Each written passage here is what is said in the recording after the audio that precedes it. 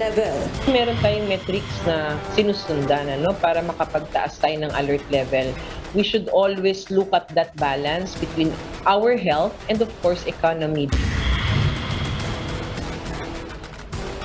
The Department of Health is seeing a potential spread of Omicron variant, but maintains that it is prepared to intensify its response, especially to monitor the country's borders, so there is no need to panic. But how will Filipinos celebrate Christmas under this threat? We discuss in this episode of The Chiefs.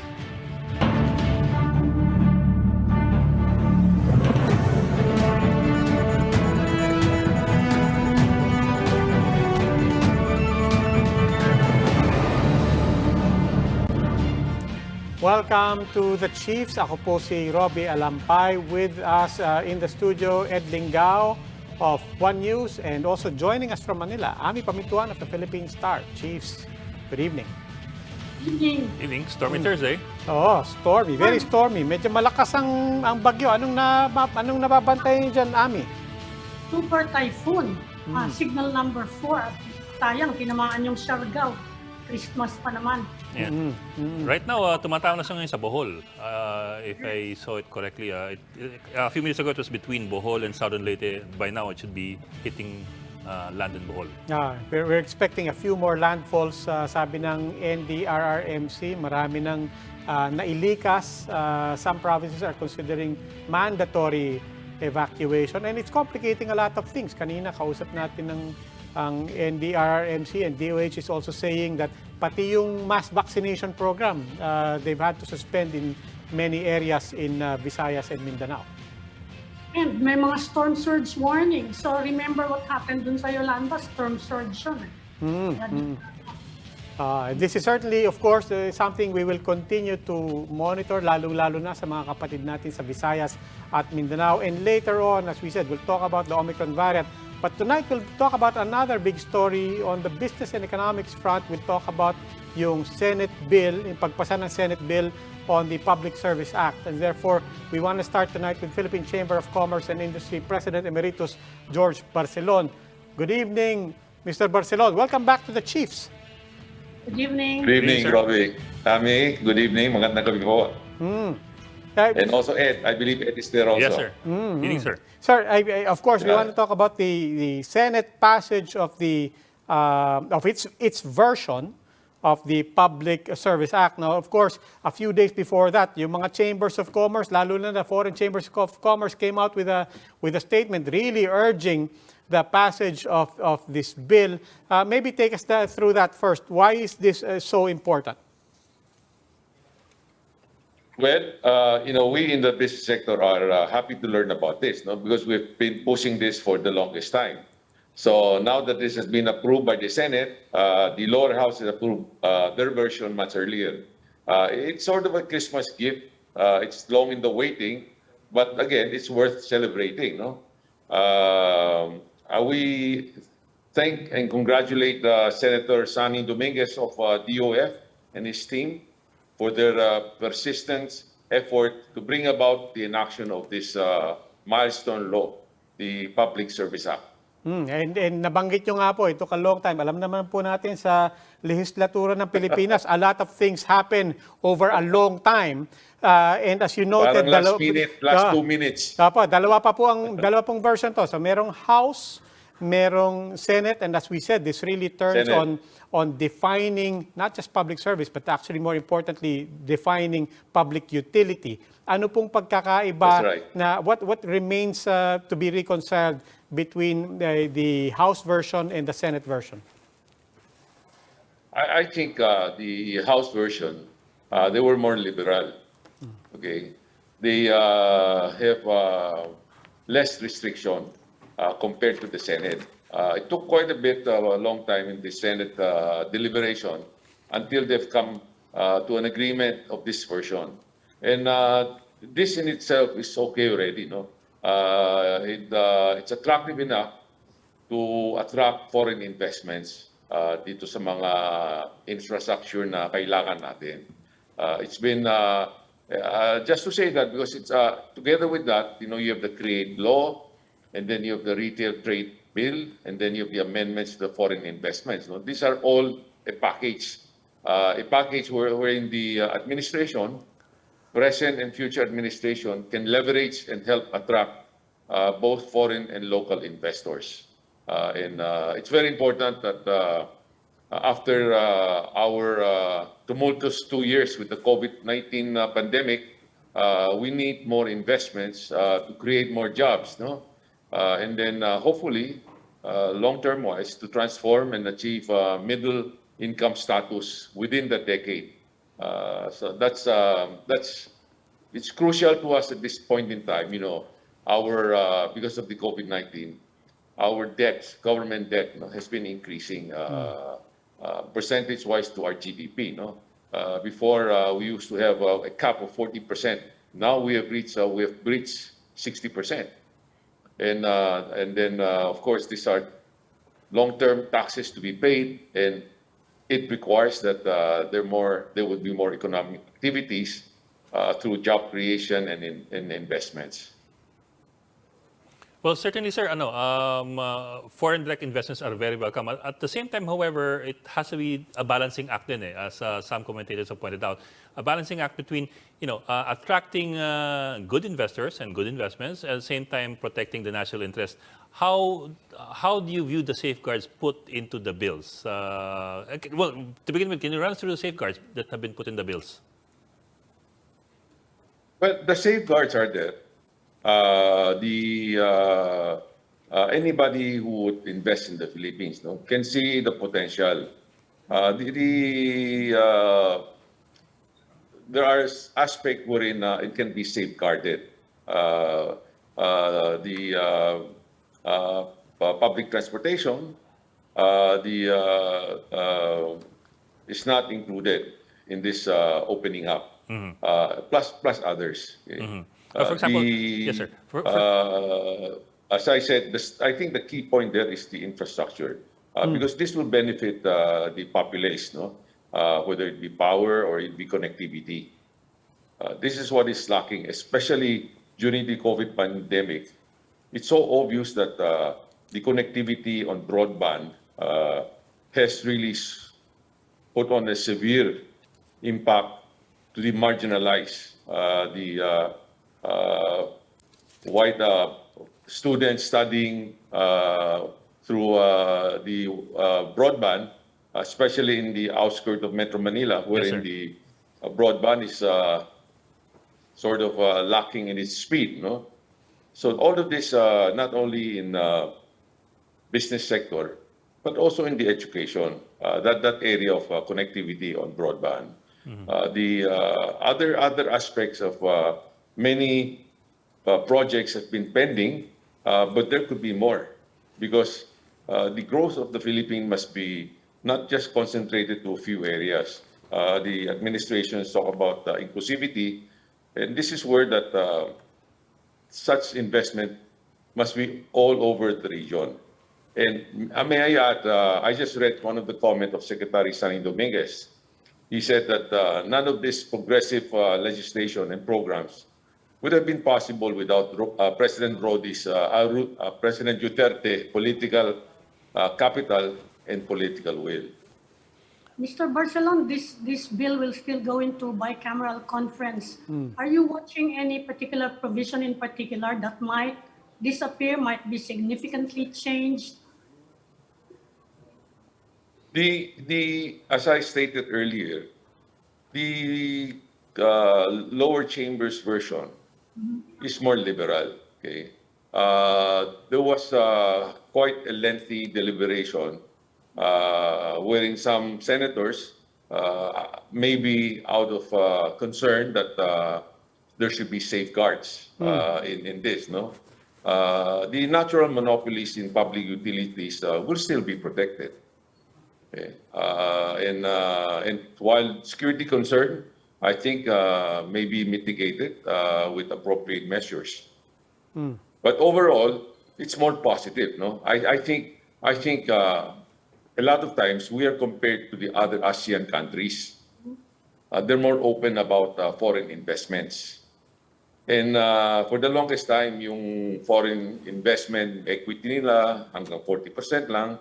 And this has been long in the not just earlier. Robbie mentioned about foreign chamber, but for the longest time, our chamber, a local national chamber of PCCI, has been advocating for that. Yeah, can you explain to us more? Can you be more specific? Because we're going into we've had 2 years of restrictions due to the pandemic, and all the countries in the region are racing to attract investments. How do we stack up compared with, say, Thailand, Indonesia, Vietnam? Well, there are many aspects of attracting foreign investments. First and foremost is the ease of doing business. Okay, and this has been tackled. Of course, it's the work in progress. We have ARTA, okay, anti-red tapes, and it's ongoing. And we collaborate with ARTA, and there are many areas. I mean, whether it be in the key agencies of the government, in the Bureau of Customs, in the Bureau of Internal Revenue, and other aspects of like our power. Our cost of power is also one of the highest in this region. So it's a whole package wherein we can see that if such law is enacted, people will take note that Philippines now is positioning herself to attract more foreign investments. Not that we're not attracting foreign investment before, no? Like many of our members are exporters, and those in the electronics or in the leather goods have been doing quite well. Even during the COVID pandemic, may expansion pa rin eh. And lately, just for information, maybe you know about it, the BPOs, Yeah. business processing, they are projecting a 15% increase for the new year, for 2022. No, exports per se has been not performing as we would want because of the congestions, the cargo spaces and the exorbitant price on shipping, and this will not go away very fairly quickly. No, they're projecting mga second half pa ng 2022. Okay. So it's a balancing act, Amy. Yung sa before, well, even now, a lot of investments when you have this US and China trade war, tumakbo sila sa Vietnam. Okay, and we felt that we have to, the government and the private sector must really collaborate, no, on how to get them here in the Philippines. So we talked about connectivity earlier, like the broadband. Okay? We have, all of us have experienced traveling abroad, and we can see yung mga na speed of upload and download, napakabilis. Okay? Let's say if you're a foreigner who wants to invest in the Philippines, dito lang sa broadband masyadong mabagal, nahalata na that we're not comparable eh. But I'm glad, again, this is opening up, no? The investment, more investment. We have the third player now, although hindi pa naman full blast, but we can see that it's getting some inroad, no? And hopefully that with opening up of a certain sector, you foster competition. Yeah. And that would be the driving factor, no? To better the services. Yeah, Mr. Barcelon, nabanggit niyo po kanina yung sa House version, as you said, bit more liberal. Nabanggit niyo rin some lengthy discussions about certain sectors now being included beyond the original list of quote-unquote natural monopolies. For certain, I imagine, national security considerations among other things. I just want to ask, you're referring to the inclusion of airports in the Senate version as well? Yes. But does that, Yes. Is that a valid concern, you think? And why include airports there as public utility? And is that a valid concern, do you think? Na there are national security considerations there? If you were to look at it that, we are matters of such nature wherein it touches on security, I think the government seems to be taking a more careful approach. Of course, if you were to ask me, or the business sector, we would be more than happy to have this open up, no? Because, again, I said, you foster more competition.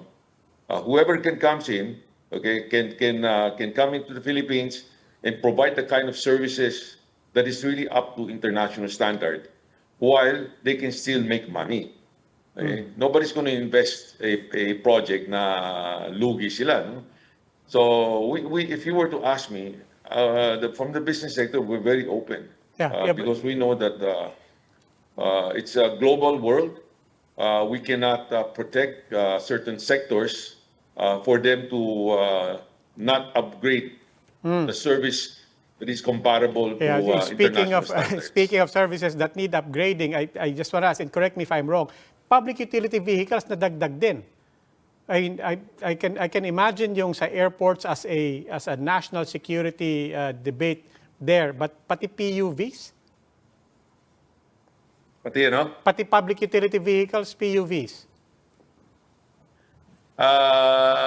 Yes, that is something that we do not agree on.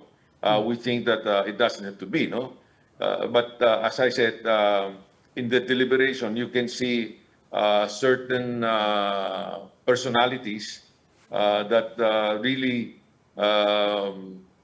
sort of stress that issue heavily. And that is why the give and take between the legislator has come out with a version that is livable in the meantime. I would think down the line they might have to tweak it again. The competition now. I mean, like we're encouraging some sectors is encouraging our government to to go on board the RCEP, the Regional Comprehensive Economic Partnership. Okay? That is well and fine because we have more access to some market.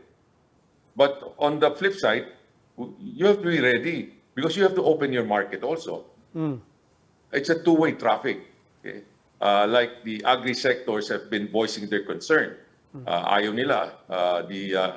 Even before the RCEP, we have the TPP. Okay? And the agri sector is one sector that has been expressing their concern. But we know very well that the agri sector or certain sectors, we can see their pain points and we have to address it. Okay? And agri sector has been, in our chamber, we have been advocating really the government to focus more on agri, farm-to-market road, technology, irrigations, and all of these are infrastructures. Okay. And we think that a vehicle, as what we see now, that the law would provide the parties, whether foreign or local, to be more aggressive in providing those infrastructures. Sir, there are some who have expressed concern over the possibility of state-owned enterprises coming in and investing heavily or owning public services. Not only state-owned enterprises, but also enterprises that are that receive a lot of state funding or foreign state funding. How is that balanced in the two versions of the bill? I haven't, when we, this was some time ago when the lower chamber approved their version. And when we went through it, we can see that it's more liberal. Okay?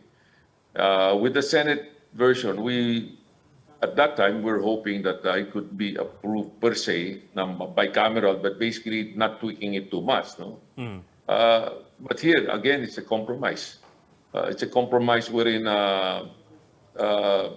the legislator feels that having a version like this, they have their constituents, no, not agreeing to it, no, not challenging it. So as of now, I've not gone really to the detail Yes, of sir. this, no? But Yes. some provisions, as I said, Yes, sir. Pero, sir, there are. yes, sir. But the PCCI, sir, or at least kayo po, from your point of view, is there any reason to be concerned about foreign state-owned enterprises coming in and wholly owning public services? Or yun nga, enterprises that receive a lot of subsidies from foreign states? Kasi in fact, you're balancing, you're balancing the Yes, state the interest balance versus business interest. in the telco area, okay. There's some sensitivity to this because of secrecy issues, okay. And we, per se, our technological know-how may not be at the level wherein it would allow us to confidently allow 100% ownership. And this is where I think some of the legislators are coming from. Na itong mga high-tech na yung mga 5G, kung ano pa, baka hindi pa handa tayo na mga na yung issues of like hacking or foreign countries interfering with our critical or information. I would think that it's a really a balancing act wherein we from private sector compare, because we want foreign investment. So we're comparing ano ba yung nasa ibang bansa, okay? Why are other investors going there? To that Imbis na dito sa atin. To that point, Mr. Barcelon, what comes next after removing foreign restrictions? I mean, we take note, for example, that the PSA will only remove foreign restrictions, di ba? But halimbawa, prangkisa nandun pa rin, di ba? For these public service sectors, you still have franchises that will still be required. And alam naman po natin dito, kung saan may prangkisa, papasok ang regulator. Kung kailan papasok ang regulator, we run the risk of rent-seeking, we run the risk of politics, and so on. And then we're back to the laundry list of what we need for foreign investment, ease of doing business, transparency, and so on. So what comes next in that long list? Well, the crux of the matter is that we implement it, and we really rolled it out and look at how investors. I think I look at it from both sides, both foreign and local investors. We take a second look on the Philippines. Okay, in the past there have been times wherein we have been promoting ourselves, but apparently some are due to political, some are due to labor, a lot is due to the infrastructure, that people just think we're not ready, hindi pa handa tayo. May mga ibang bansa, nakahanda na sila sa roads, highway, power, so dyan muna. But now that we have boarded on this, and I'm not saying that this administration can fulfill all of this, At least it's a start. At least those create laws, public service, amendments on Foreign Investment Act, and all of this is will be there for foreign investors to take a second look. I cannot say, with the litany of issues that we want to attract, that we can apply a broad brush approach, but all of this, as you said earlier, your opening statement, is the foreign chamber have been really very persistently pursuing this. Okay? But we don't have to. Yes, we know, but we ourselves, we local businessmen, at the very beginning, we know what's happening on the ground. We know what's the investment should have been coming here, but it's not. So we look at the conditions. We would have a wish list of many, but as of now, this law really provides us, no, some flexibility. A lot of times, sometimes I wonder, yung mga foreign investors, is it just an alibi? Dahilan na, kasi yung mga batas nyo very restrictive. Eh? I find it na it's more than that. Alam mo, ibang bansa, mas restrictive pa yung condition nila, but they're going there. Okay? Maybe it's because of the market. Some countries are are just as restrictive as ours. So we have to do with this place on the table. I would think it would allow us, businessmen, going out on a mission, and telling, our counterpart, now you take a look at the Philippines. Yung mga sinasabi nila dati, parang restriction ngayon, kino-compare mo sa ibang bansa na wala hindi pareho dito sa Pilipinas. Now we're telling you, we have something comparable. Okay. So look at us and really come in. Of course, the last 2 years, because of this COVID pandemic, the travel and leisure talagang nahirapan, no? And then most of the trade show, like here in the Philippines, we have furniture trade shows or what other sectors, they cannot.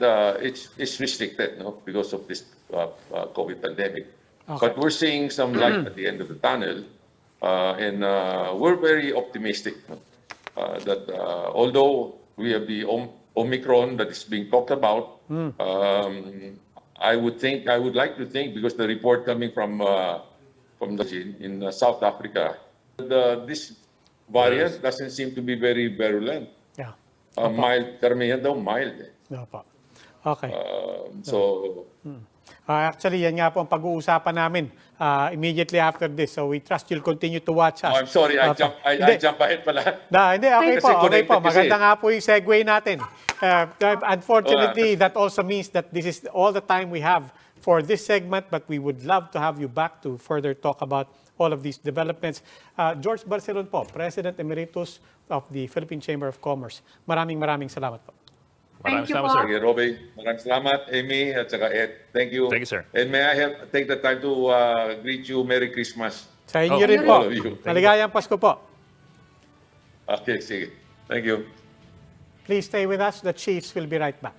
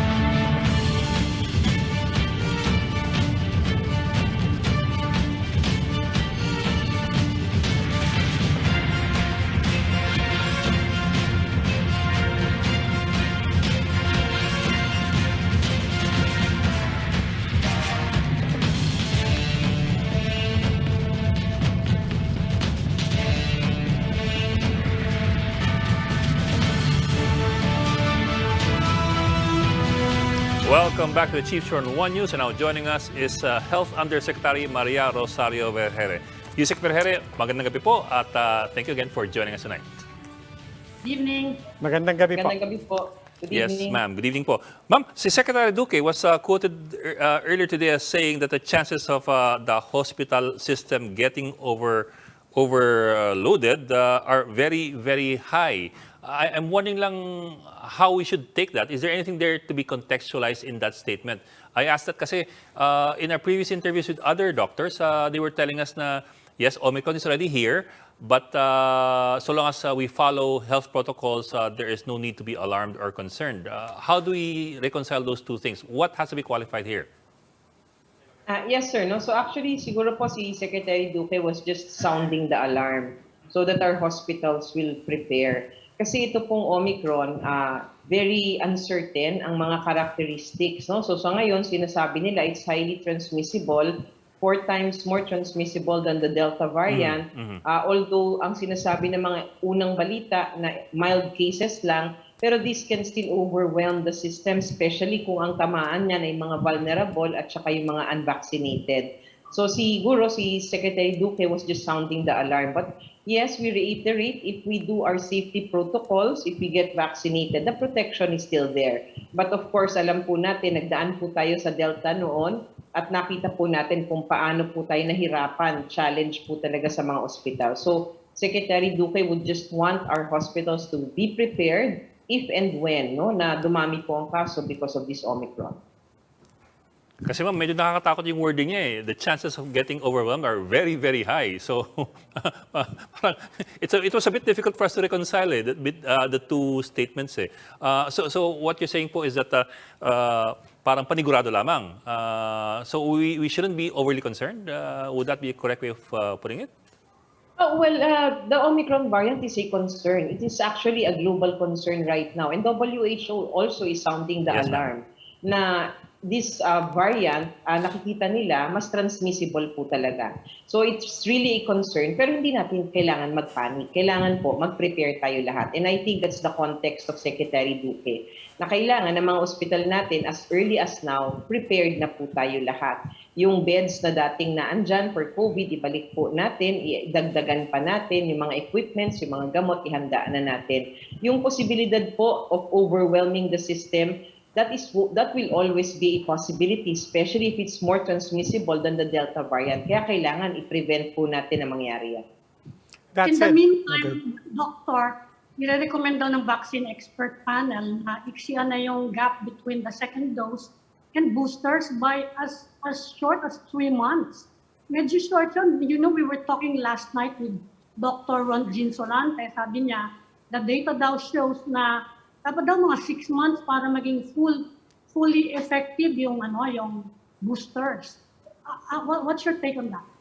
Yes, ma'am. No? So based on country experiences currently because of the Omicron variant, governments now are deciding of shortening this interval for these boosters. Nakikita po kasi sa pag-aaral ngayon, yung primary series natin ng mga bakuna natin, like lumabas po yun sa Pfizer, sinabi po doon na this primary series, yung first and second dose, baka mas apektado siya nitong Omicron variant at hindi mabigyan tayo ng ganung protection. But a third dose or a booster will boost your immune system and give you that adequate protection. So yun po yung pinapaaral ngayon. So ni-request po ni Secretary Duque sa ating mga vaccine experts, pag-aralan, let's study kung meron tayo magiging basihan para i-shorten natin ang duration. Actually, when we released our guidelines for these booster doses, meron na po tayong kauna na sinabi na kapag immunocompromised ka o kaya senior citizens ka, you can receive the booster dose even wala pa yung 6 na buwan mo. Maari mo nang makuha yan 28 days after your second dose. So ito po, sinususugan lang natin kung maaari na ibigay na rin sa the rest of the population to shorten this booster dosing. Speaking of latest data, and we will stress that all of this data are still coming in. We are still learning about Omicron in real time. But as we consider booster shots, yung po bang preliminary data, are they also suggesting any differences, whether it's homologous or heterologous? So in other words, kung whether parehong brand ng third booster o ibang brand, may pagkakaiba po ba sa mga nakikita nating datos so far? Whatever was evaluated before and the results before, that both homologous and heterologous are still effective as boosters. Wala naman pong sinabi na kailangan ay kapareho ng brand o kaya ay maiiba, no? So, ngayon po lahat ng bakuna, pantay-pantay po iyan, and even evidences are saying, basta makapagkuha ka ng booster, sinasabi, no? These are initial, no? Hindi pa ho peer review.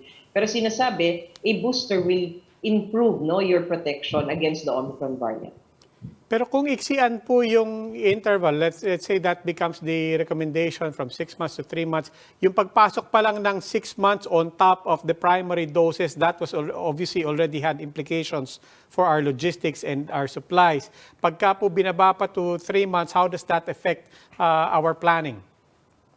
Well, actually ngayon po, we have a lot of vaccines, no? Papasok na po ng papasok yung mga na-commit sa atin. We have a total of 156 million already received as of yesterday. Meron pa rin po tayong mga natanggap ngayong araw na ito. At hanggang sa dulo po ng buwan, we are set to receive for this month of December lang about 30 million doses. So in terms of logistics po, hindi po tayo nangangamba. Wala po tayong tinitignan na magkakaroon tayo ng insufficient supplies. Actually, magsispill over pa tayo hanggang next year na meron pa rin po tayong supplies.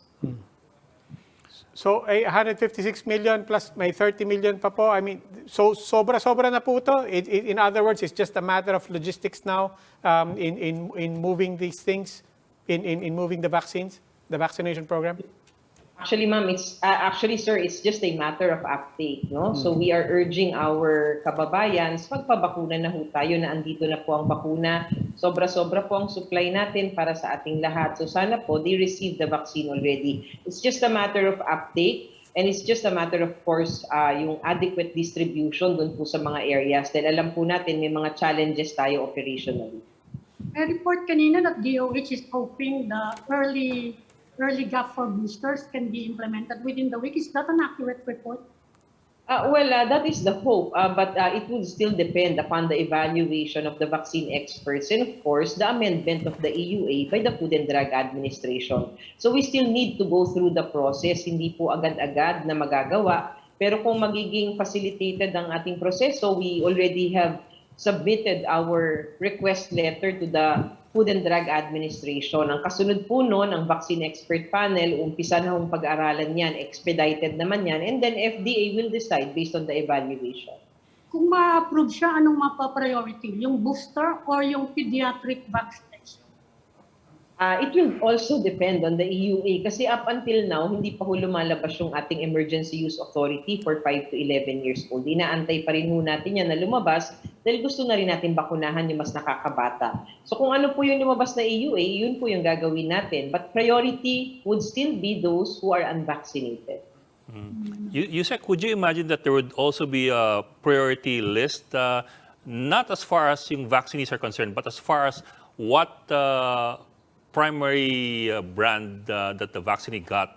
Kasi we've been hearing na different brands, iba-iba yung efficacy after 6 months eh. And some of the brands are reportedly talagang bagsak after 6 months. I won't mention the brand anymore, pero the UK Health Security Agency daw said that one brand, after 5 to 6 months, almost zero na raw yung efficacy against Omicron.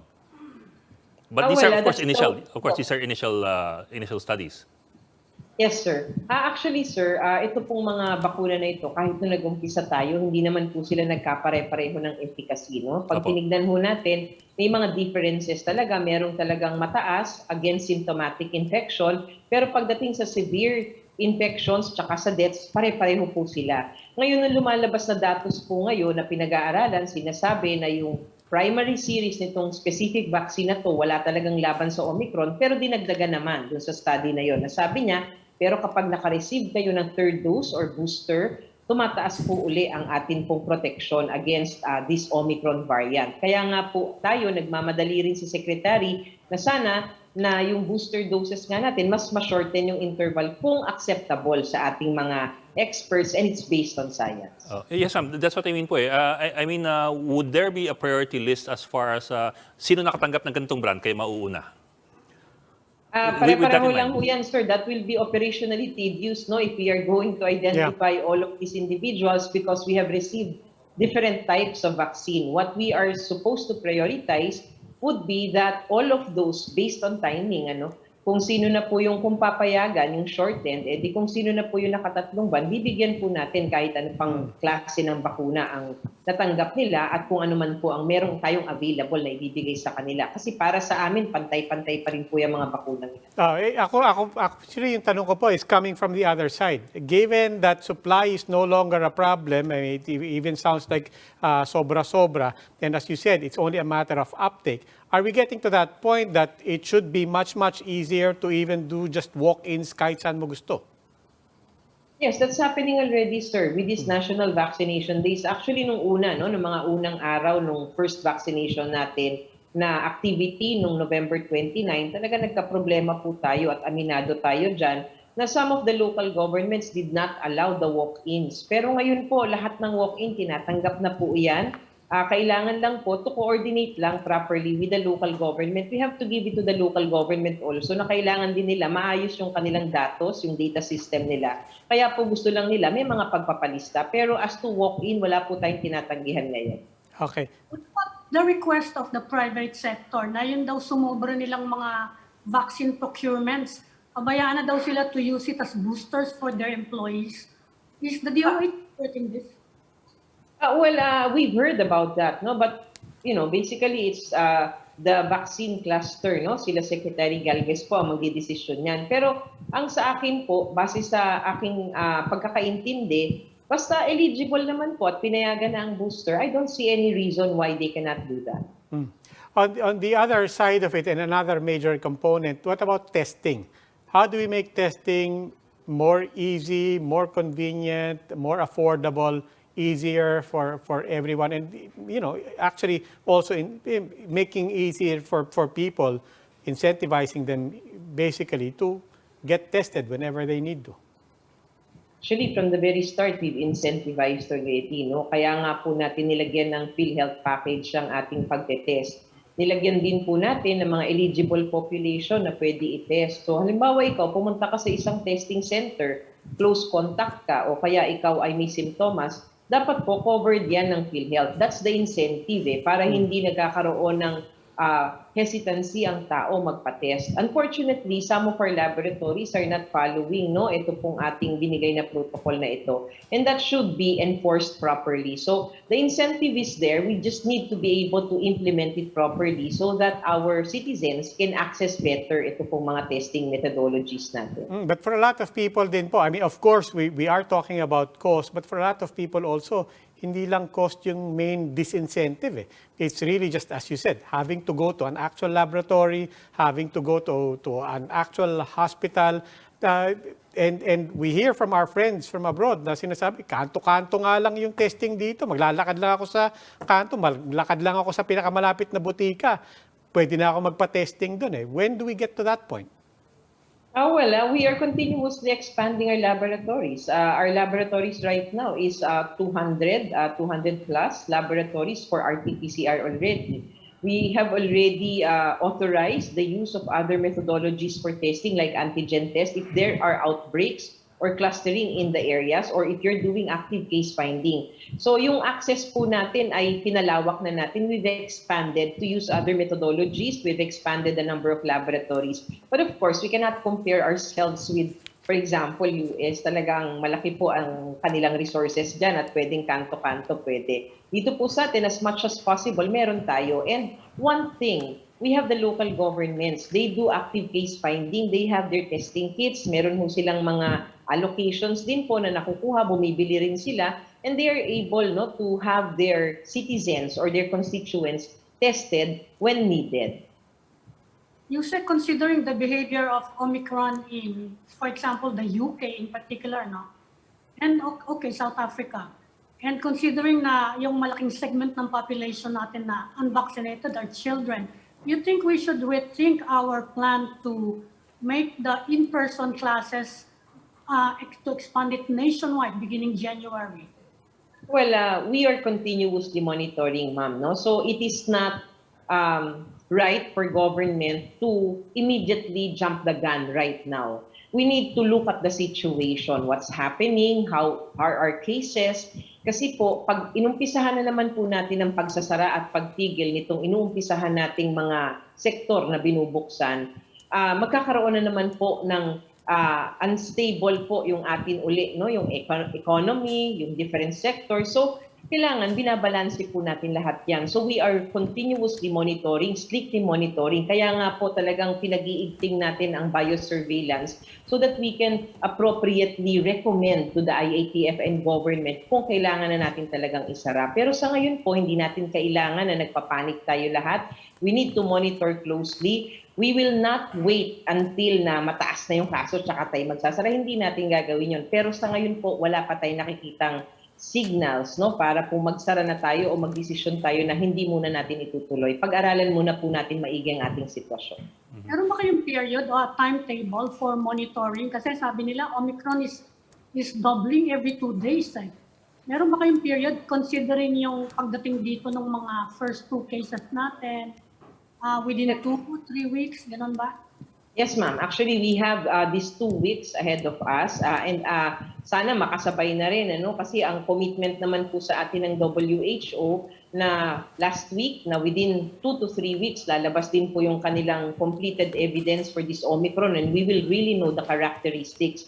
So ito pong next 2 weeks, very critical po sa atin. Ito, minomonitor natin because we know the incubation period also of this virus and we know that Omicron has been detected already.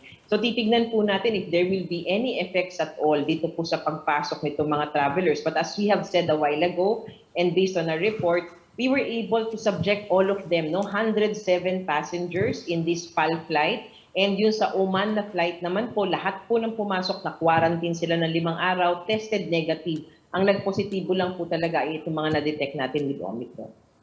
Ma'am, our numbers are looking pretty good in the past week, and they are very encouraging. However, when you look at South Africa's numbers a month ago, they're pretty similar. South Africa a month ago was hitting mga 200, 230, 250 new cases every day. But in the span of a month, they're now hitting 36,000 in a day. I'd like to ask na kung what are the chances of the Philippines having that kind of a problem in the next few weeks? Well, hopefully not, no? So the main difference would be, I think, that they were surprised, no? Pumasok, kumalat, tsaka po nila na-detect. Dito po sa atin, alam na natin, we were at least able, no, to delay kahit 2 linggo lang po ba yan. Nagkaroon po tayo ng ganong tsansa. And we were able to intensify yung atin pong surveillance para po ma-prevent natin yung entry nitong variant na ito. Pangalawa, yun pong ating pagbabakuna, mas mataas po ang antas kesa sa South Africa. So we are relying on that na sana it can protect our population. But of course, the possibility and the risk would always be there. Pero sana nga, we will not get there because we were able, no, to have that 2 weeks to prepare. And not like them, that they were surprised already that there was this variant already within their communities. Okay. Undersecretary Maria Rosario Vergere, maraming salamat po. Thank you, ma'am. Ingat po. Ingat Thank you po. very much. Thank you. Maraming salamat. That's all for this edition of The Chiefs. We hope what was discussed here will keep the conversation going. Before we go, a reminder to our viewers, mask on, wash hands, stay safe, Philippines. I'm Robbie Alampay. I'm Mami Paminton of the Philippine Star. I'm Ed Lingao, and we are One News.